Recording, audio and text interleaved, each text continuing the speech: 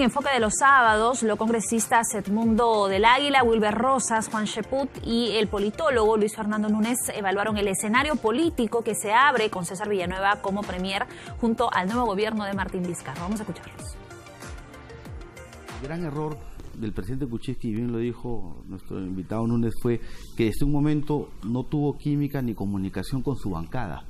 Si no tienes una bancada, no tienes un punto de partida en un congreso donde tienes minoría, finalmente no puedes avanzar.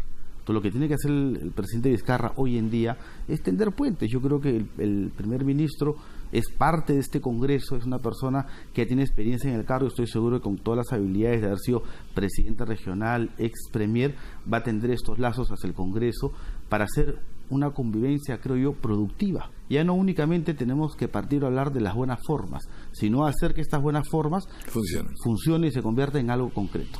El partido tiene una gran responsabilidad, de la de poder filtrar a aquellos candidatos que puedan estar a la expectativa de un partido con una historia limpia, y en sus 61 años nunca ha presentado un acto de corrupción.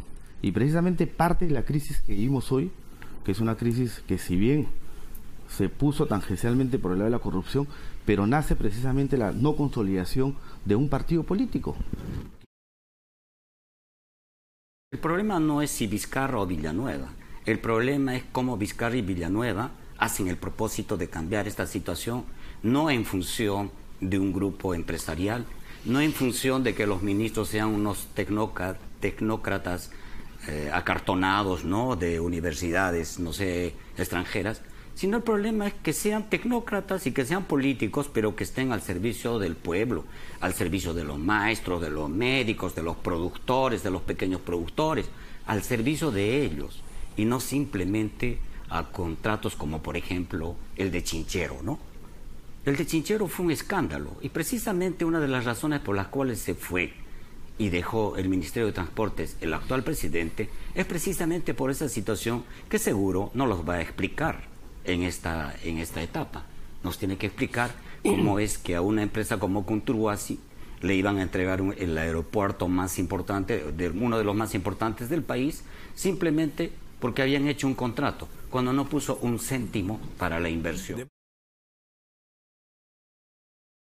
Tal vez lo principal de esta etapa es que culmina un nivel de ensañamiento pocas veces visto en la historia del Perú. Los responsables de esta situación, de la presencia de Martín Vizcarra con el halo de esperanza que trae, van a ser responsables de su éxito o fracaso.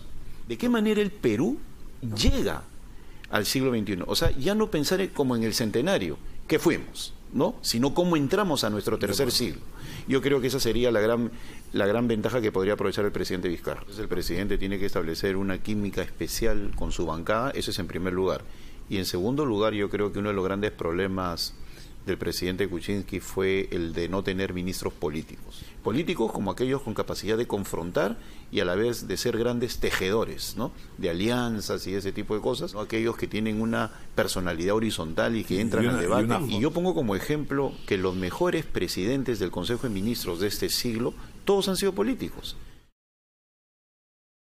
Al interior de los partidos hay mucha división, hay mucho fraccionamiento, hay mucho de lo que usted hablaba, del personalismo, ¿no? Personas que se creen los iluminados dentro de los partidos, y hay una rebelión en las bases partidarias.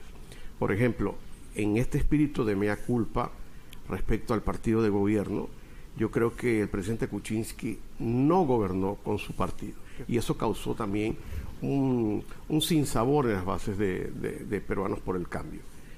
A pesar que es un partido pequeño y nuevo, se gobierna un poco con las bases del partido que como aprendí yo en otros partidos grandes, el mundo hablaba del caso del APRA.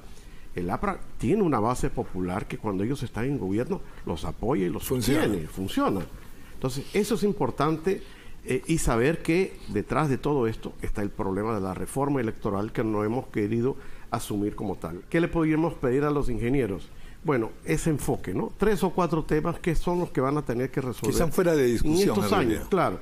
Empezando por el tema de la corrupción.